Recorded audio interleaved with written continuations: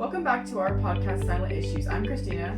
And I'm Tisha. Before we get into our topic today, we just want to take a moment to express how our week is going because we're both having crappy weeks to begin. So, Christina, talk about yours a little. Well, okay, so this week I started band camp, which, I mean, it was fun in the beginning, like, I'm not gonna lie. I was very excited to start, and my day was going great yesterday until I wanted to help Drumline get through the door, so I opened the door and I tripped over the door frame. It was like a high door frame and I didn't know I had to step over it to get outside, and I tripped and I strained my ankle, so now I'm in like this wrap and I can't really march right now, but I should be better. Yeah, so we're not having the best of week. Last week, Thursday, I was informed that I am being transferred from my current position as a middle school English teacher to a elementary school, which is really far from where I live, so that's the worst part, and doing completely different areas. So I'm not happy about that. And then today I went up to my old job to pack up all my stuff, so that made it really real and uncomfortable. And as I'm unpacking my stuff, the custodians are bringing in the stuff for the teacher who's taking over my classroom. So it kind of like stuck that little knife in there to remind me like you're leaving and haha. So it was very bittersweet. So it was annoying in a lot of ways, and I now just gotta sit in limbo waiting for them to move my stuff to the new building, and then someone tells me when I can go there to start. So soon to school too, right? Yeah, and that's the worst part is like it's so a couple of weeks before school starts. And I'm like last minute getting ready, and that's not me. I don't do that. Like legit, when I got the phone call, I was putting stuff together to get for my room to get it ready because today I was supposed to go in and actually fix my room.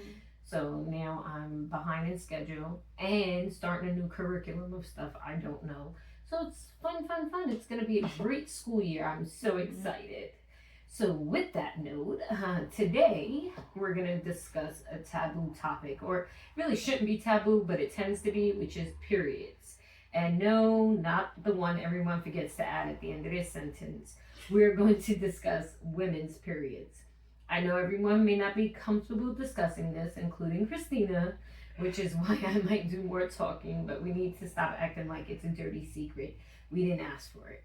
So I'll start with big thing with periods that I've noticed growing up is that it's like you're not supposed to talk about it, and that's why I'm talking about it, because it's like people don't want to hear about a woman having their period. Like we caused this, like we made it happen. And I know there's the Bible people that are gonna say, well, Eve ate the apple, that's what caused it. Okay, regardless, I don't care. The point is, I did not specifically cause it and ask for it. And like, why do we always gotta act like it's a big secret and we can't talk about, like, you can't say, well, I have my period. It is so funny when students, and you go through this, when girls have their period at school, they gotta sneak and tell you and ask you to get a pad. And I keep a secret drawer with pads so they can get them. And there's always that one nosy boy who's like, what is she doing? I'm like, none of your business. And so it's like you always feel so uncomfortable, like, to talk about having your period, but it's a natural thing. We can't control it. And what makes it worse is that, like, for me, I get very bad ones. And so since I was a kid, since I first got one at 12, so I've had lots and lots of cramps and lots of pain, and I'm miserable, and it's for many days, like 6 to 7 days, and I'm expected to go to school, go to work, and function like that. And I can tell you for sure, men cannot function like that. Like they want to act like they're super strong, and okay, they might be strong in certain aspects, but having cramps and all that is no joke. And a lot of times they'll ask girls, I'll hear the boys ask girls, like, is cramps like when your stomach hurts or you gotta poop or whatever? That's what they'll ask. Like, for me, like, cramps are not, it's hard to explain because I think every woman gets them differently. But for me, the pain is so intense. Like, it's not just in my stomach, it's in my back, it's in my butt, it's everywhere. Like, just, I cannot, the pain is unbearable, and I have to constantly take Advil during that time. And then that's the other thing. If I'm teaching, I gotta sneak to take Advil because you're not supposed to be doing that, but I'm expected to teach and function when my body doesn't want to function right, So, like, and I know you've had different experience with it. You don't get bad cramps and stuff like that. But you get migraines. Yeah, I mean, that's always a thing too. I've never realized before, but I always get migraines like that. I think that's just me. No, some people do, but a lot of women do get migraines. They're really bad sometimes. Like I can't see. Like I'm in school one time and I don't think it was because of the period, but I was in school one time and I was like trying to focus in bio and I'm looking around, the lights are bothering me, like I have a headache pounding and I'm looking around, I can't focus. Maybe I was dehydrated too, but also I was like trying to focus, looking around, I can't look, it hurts, my vision goes blurry, I'm like all over the place and I can't focus, I can't learn like that. Like yeah, there's a lot of women who get migraines in general, and then a lot of them are associated with their period. I've gotten a couple of migraines in my life, and they were horrible, and I don't get them regularly. So I'm grateful I don't, but I know that that's a major thing too. And that's what I'm saying, like there's so many aspects that go along with the woman's body. You know, like we go through weeks, usually 2 weeks, at least I know for myself personally, 2 weeks before my period, I'm going through all these issues and my body's bothering me and different things, and like you get emotional and you don't know what you're emotional about. You don't know what you're emotional about. I remember like when my kids were younger, I was like, all right, I would warn them. I'm like, I'm PMSing. So this is the time to not mess with me because I may hurt you. Like this is when I may hurt you. And like it's for me, it was like as soon as my period came, that emotional part went away. I was okay. Now I'm just in pain. Like it was like a switch off. All right. So like, and it's just crazy because like even for me, like I've gone to so many doctors about my issues. I've had so many things done. I've even had surgery to try to help. It doesn't help. It doesn't help. It helped for a little bit and it comes back. And, like sometimes that's related to endometriosis. A lot of women have that and they're not diagnosed properly with that, and that causes bad periods. But there's so many different elements that women go through with our period that triggers all these things. So then on top of that, we have all these issues, this pain, all these different things happening to our body with hormones and stuff, and then we can't talk about it. We can't be like, oh, I got my period, so please leave me alone. I hate the emotional part. Like seriously, it's just not me. Like I don't care about things that much, but like sometimes I just like, and when it's that time, I'll look in the fridge one time and I just like started crying and I was like, because I didn't find anything like there to grab and eat, and I was so upset about that. And then I was like, wait, why did I just cry? Like that's so dumb. And that's the thing. That's what guys will make fun of. Oh my God, she's got her period. She's all mushy and stuff. We don't have control over that. Like again with snacking, like you brought up about the fridge, it made me think of snacking. Like right before my period, I can't control that. I just want to eat like snacks. It's like I crave salt, I'll crave chocolate, I'll crave sweet, whatever it is I crave. And if I don't have it, like my brain will not shut off. It will keep going until I get it. And I know that I'm gonna suffer that night and sweat and this and that because if I had too much salt or whatever. But my body's just like, nope, you gotta have it. You gotta have it. And it's like, we have no control over that. Like I love when people are like, oh, you can control it. Yeah, okay. If I can control it, then, don't you think all of us would already? You think we want to go around feeling emotional over something that we don't even know because our fridge is not full? Like, or I looked at the chocolate bar and it wasn't the one I wanted or something like that. Like, I mean, it's just, that's what I'm saying. Like, people don't understand. And then, like, as you get older, you still, you have your period, and then you start to go through menopause, and that's all changes too, and no one wants to talk to you about that neither. Like, I'm at that age, and like no one is really. They just like every problem I have, they relate to menopause. Every problem.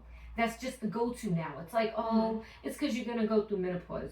Oh, well, I didn't go through it because I'm still getting my period, so I'm still suffering. So no one's helping me here, and you're not telling me anything new. But now I get new problems because I have new hormonal issues going on top of the old ones. So it's crazy to me how, as a society, again, women, we're not supposed to talk about any of this. Like this. Do you know how many people probably gonna start listening to this and go, I don't want to hear this, especially guys. Yeah. I don't want to hear about a period. Why do I gotta hear about? Well, because you have a woman in your life, a mother, a sister, a niece, somebody in your life that is gonna go through this, right? So how about women who struggle, in getting a period? Yeah. They go through that. Who are they talking to? Who can they talk to? Because no one wants to listen. No one. They push it off. Everything is pushed off. So it's just, to me, it sucks so much that we as a society just make it seem like it's a woman's problem and like keep it quiet. I doubt that you know this, but back in the day, when women were emotional and stuff from their periods, they said they had hysterical. They were hysterical. This came from Sigmund Freud. He labeled them as this, and he said it was a mental issue. That's why women, they recommended getting hysterectomies. That comes from a hysterectomy, if you don't know, is taking out the woman's oh my gosh, why can't I think of the word? Reproductive parts. Really? So her uterus, her Wow. cervix, fallopian tubes, ovaries, right? So they figure if they take that out, she will stop being hysterical because she no longer has a period. She's no longer emotional. So instead of let's deal with the actual aspect of the hormones, right?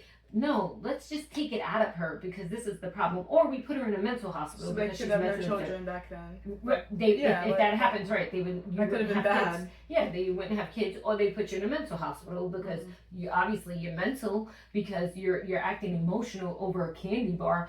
But they, instead of looking into it, and this is how the world has been. And then for me, this is me just making this up on my own. Have no kind of substance for sure if this is true, but I think of the word menopause and I'm like, well, men is in it, so men pause.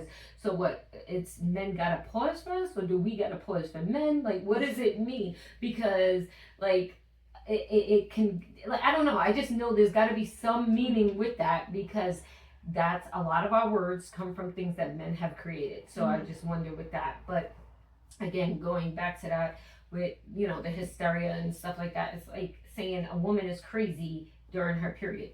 Well, then if I'm crazy and I beat the heck out of somebody, I'm getting away with that? Like, no, you know? I feel like they should have looked into it more back then, because especially they looked into random things. Like, they looked into the light bulb. How do you look into that but not? Because it's a woman. And women were just, why do you think you hear people say, stop acting like a girl, stop crying like a girl? Where do you think those things come from? Because women, we're weak, we're emotional. And instead of understanding that where that emotion comes from, and understanding that again, it is not something necessarily that we can control with our bodies, you know? Like, again, I'll be honest, I'll be glad when my period finally ends in that aspect, because one, when do men got to spend money every month for something, you know, that you're throwing away? You get, whether it's pads or tampons, or now they have the panties and they have the cups and all that stuff. Like, but you still got to throw it away. Yeah. You know, those things you might wash or whatever, but it's still expensive. I know, I'm with you there. But it's expensive. So no matter what, you're wasting money. Men don't have to go through that. Do they? Imagine having to walk around with a feeling of like a diaper for freaking, you know, days at a time.